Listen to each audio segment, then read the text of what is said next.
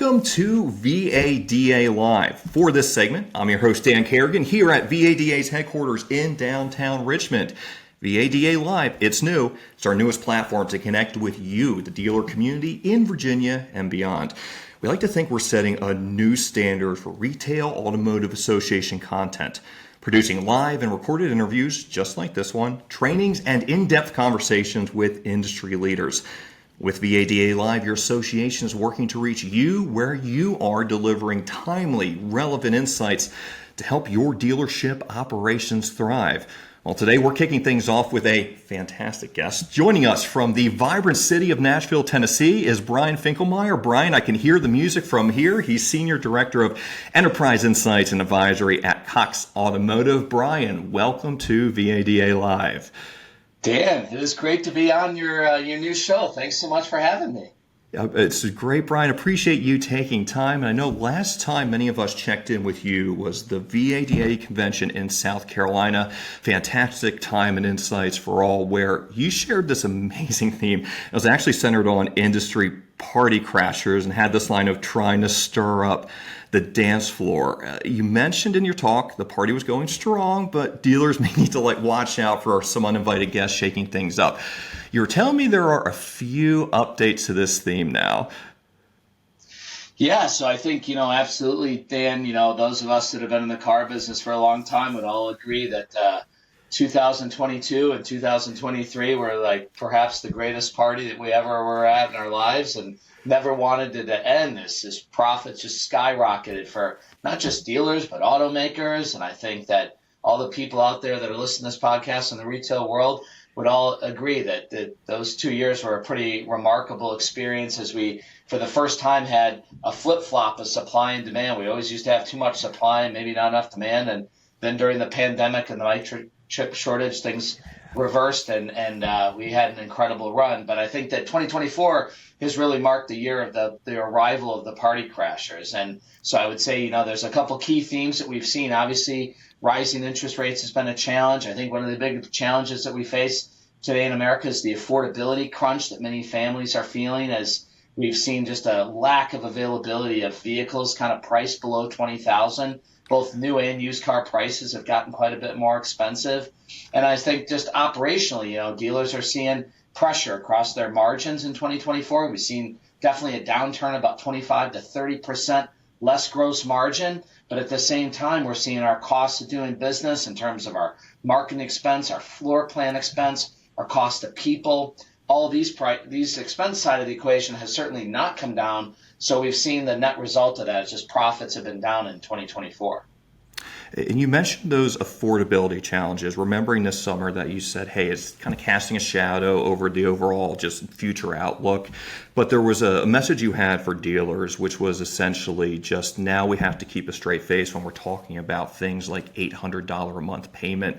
How does this party crasher really rank? Any message to dealers now on that front?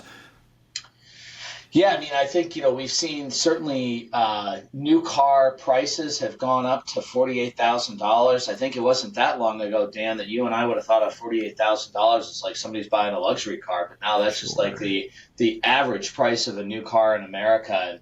And so I think that we have seen this year, one thing that has begun to happen is we've seen definitely a huge uptick in incentives, which has been driven by the fact that inventories are up about 1 million units from a year ago. So the industry is getting back to more of a normalized inventory position on the new car side of the world. And with that, we've seen an uptick in terms of the incentive spending has gone from about $1,000 a car to about $3,300 a car this year. So a significant uptick. And then within that, I would say one of the other big, incentive spends that has just been kind of through the roof this year is on electric vehicles, and we'll probably talk more about that later. So I think certainly not a lot of American households are looking for an $800 to $900 a month car payment. I think this is the big challenge that automakers and dealers alike face is, how can we make money at those lower price points? And one last point that I'd make just on the new car business is that compact SUV segment, like products like the new Nissan Kicks, the Hyundai Kona, and some of these other smaller SUVs have been the fastest growing segment in the industry this year. I think that's completely speaking to this affordability challenge that many American households are facing. And you mentioned EVs, Brian, so might as well just jump right into that. And it was this summer, you said gains may not be sustainable. You brought incentives into this as well. How has that forecast weathered? What can we expect in 2025? Loaded questions, I know, all around. Well, I mean, I think, and this is why it's so important that organizations like the VADA exist to represent, not just dealers, but as well as the industry and what's in the best interest of our business that we all care so much about. And I think that for certainly in my career, this is the first time that we've ever seen such government intervention in terms of setting these MPG CAFE standards for automakers, where they really kind of, I hate to say it, have a gun to their head to say we have to achieve these MPG standards or we're going to face significant penalties and fines. And just to level set with everybody, today the average miles per gallon in America runs around 27 miles. By 2030, we need to get that to about 50 miles per gallon. So basically in the next 6 years, the federal government is asking the U.S. auto industry to effectively double the efficiency of our vehicles on the road. As I always say, if anyone wants to play us a wager on that, I'll certainly take the under on that particular bet, because I just don't think that that's going to happen. So certainly with the election of Trump, I think we could potentially see some changes and maybe some pullback in terms of some of these aggressive standards that have been put in place, across the industry from a federal standpoint. Now, luckily, I don't believe that Virginia is a part of this, that has not adopted the ZEV California state standard, which is adopted across 13 states across the country. And that's going to put unique pressure on both dealers and OEMs in those markets, where they have to achieve basically a ratio. For every 3 ICE vehicles you sell, you need to sell at least 1 battery electric vehicle, or you'd be faced with a $20,000 penalty per car that you're beneath that ratio. So I would just say, Dan, that, I recognize that climate change is a challenge, but I think we all need to be intellectually honest and understand that passenger vehicles contributes about 13% of the total atmosphere of CO2. And I just certainly hope that our government works on this in a thoughtful way so that we don't put, American car companies out of business with just enormous penalties and fines over the next 5-6 years. Appreciate those insights, Brian, to lower margins. If we could dive into there just a little bit more and flesh that out, and that pressure on dealers. You had, again, a really interesting call to action this summer, where it was really dealerships trying to reassess those operational strategies to adapt to those market dynamics. Any message to them now? Well, yeah, I mean, I think that's clearly, blocking and tackling is always a good recipe for success. And I think that we just realize these incredible margins that we probably all knew at the time not sustainable. And gravity always shows up at some point. So I feel like gravity has begun to pull down margin a little bit. I think one of the things I did call out as a bright spot was F&I income remaining very strong, and that has come down slightly, but certainly that the F&I income has held on more so than we've seen on both the new and used vehicle side. So I think that, when we think about operational efficiency, what do we think about? We think about, making sure that we're acquiring used cars at in the market at an attractive acquisition cost that gives us room to make money. I think we have to do probably a better job on the new car inventory management side. So back during the microchip shortage, it didn't care if it was orange or purple or blue or yellow. It's like, I need new car inventory. Send me whatever you have and we'll find a buyer for it. Where I think in today's market, as I said, with 1 million additional cars being on dealer lots today that were not there a year ago, we need to do a better job of making sure that we're stocking the fast-turning combinations. One of the things we began looking at Cox Automotive, we call this the ABC analysis. Basically, 5% of your combinations generate 40% of your sales. 20% of your combinations generate 80% of your sales, which is to say that the car companies build 80% of the combinations is only 20% of our volume. And so that's one of the things that we began to look at. And I would encourage dealers to look at that as well, to say, hey, as I'm thinking about my new car production order and I'm thinking about the vehicles that we're stocking, let's use that ABC mindset to make sure that we're leaning on those A and B combinations, and let's special order the C combinations, because with today's floor plan rates, we don't want to be sitting on slow moving inventory, what I call the cats and dogs that are just hanging out there that are not fast turners. Appreciate that, Brian, too. Carvana and Richmond-based CarMax. It mentioned, I think, 15% on the year at the time we had last checked in, and it was a message really all around on that transparency piece, low friction in the appraisal process.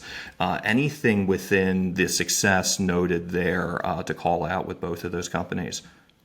Well, I think, the Carvana story is pretty remarkable. CarMax has been just very steady and it's just such a strong performer for such a long time. But Carvana has really been this incredible roller coaster where the market cap of the company was up, I think, close upwards of $40 billion. And then at one point was down to maybe $2 or $3 billion. And now is back up significantly. I mean, they've just had a tremendous run here over the past 12 to 18 months. I mean, Carvana's performance has been just absolutely remarkable. And I think that speaks to, the broader understanding that, down deep inside, most Americans are, we're part-time car buyers, right? And so this is something that we don't have a ton of experience with. It's something we do every 3 or 4 years.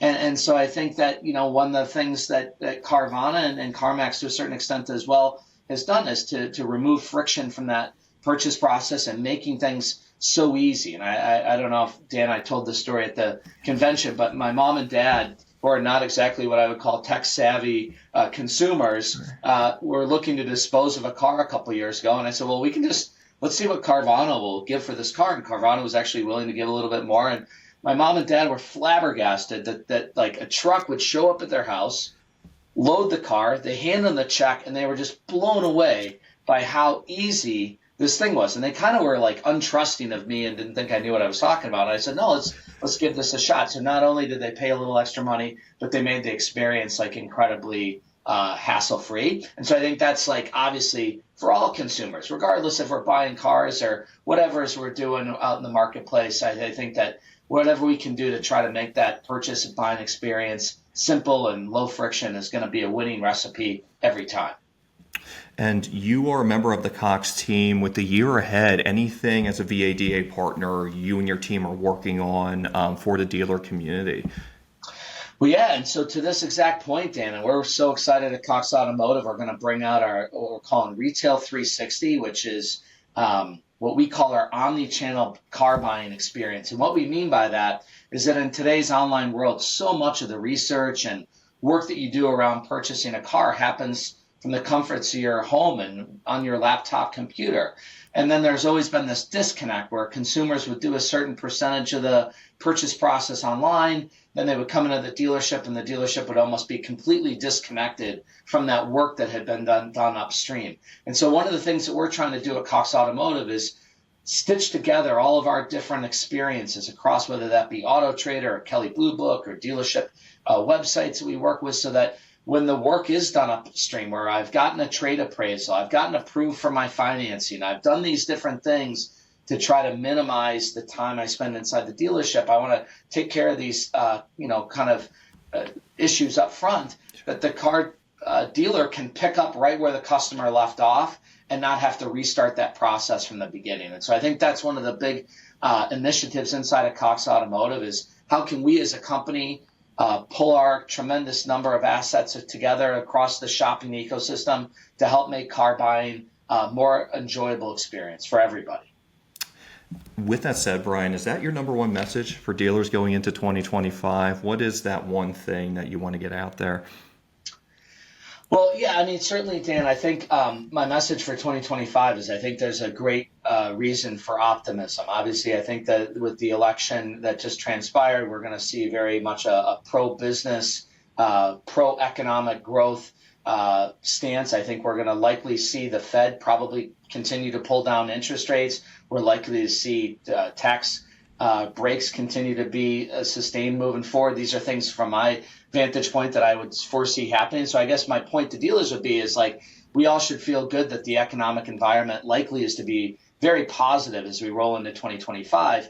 But we have to acknowledge that our business has certainly changed from what the days of 22 and 23 where we were just selling every car at full sticker and operational efficiency was not as important. I think that 2025 is really going to be the year where the dealers that are able to maintain this higher level of profitability are those that are going to really do the best job around the controllables. I always say we have to control the controllables, which is our people, it's our advertising, and it's our inventory management.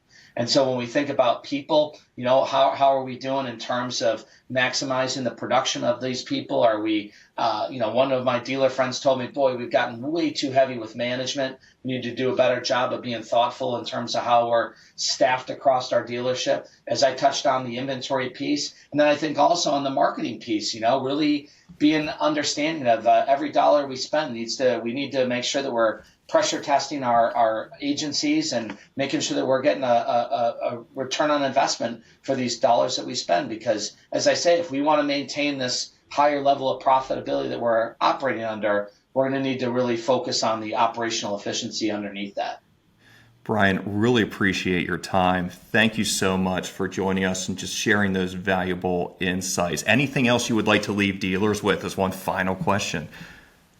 Well, I would just say, Dan, I was thinking this morning before we got on, my 20s, actually, when I started in the car business, I spent a ton of time in the state of Virginia. I used to call on stores all the way from Winchester to Carter Myers down in Charlottesville to Dan Bannister out in Chesapeake, Virginia, and spent a lot of time in the D.C. metropolitan area. So I'm just so honored and flattered to be brought back into the VADA ecosystem and have a chance to talk with everybody. And I hope to see you all this summer at the next convention. Oh, Brian, you've been providing great segues for this entire segment. As a reminder and close for everybody, mark your calendar for the VADA annual convention. And it's happening this year, June 8th to the 11th at the Omni Homestead Resort in Hot Springs, Virginia. Registration opens late this year, so keep an eye on that and plan to join us for a few days of inspiration, networking, and insights. You can find those details, vada.com/convention. Brian, thanks again for joining us, and I'm Dan Carrigan. See everyone next time.